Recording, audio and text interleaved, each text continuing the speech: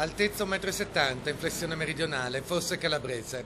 E caccia in tutto il nord-est i banditi che nella notte tra sabato e domenica hanno minacciato, picchiato e derubato il segretario dell'Hotel Colombo di Piazza Mazzina a Jesolo, che poco prima aveva effettuato i prelievi degli incassi settimanali degli altri alberghi facenti parte del gruppo societario. Sono entrati dentro a mano armata e hanno puntato la pistola al nostro segretario e l'hanno intimato di aprire la cassaforte e lui ha dovuto aprirgliela.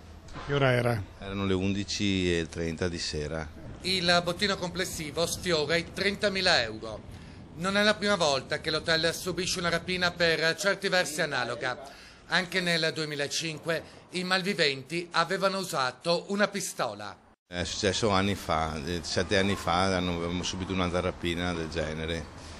Nel trasporto da un albergo all'altro è stato fermato il ragazzo che l'hanno, sempre con la pistola, gli hanno detto di dargli la valigia con i soldi dentro. Non sarà facile per le forze dell'ordine risalire i responsabili. L'hotel è sprovvisto di telecamere a circuito chiuso e i malviventi, appena usciti dall'albergo, si sono confusi tra la folla. Non lasceremo nulla di intentato, assicurano le forze dell'ordine, convinte che i banditi possano aver compiuto un passo falso.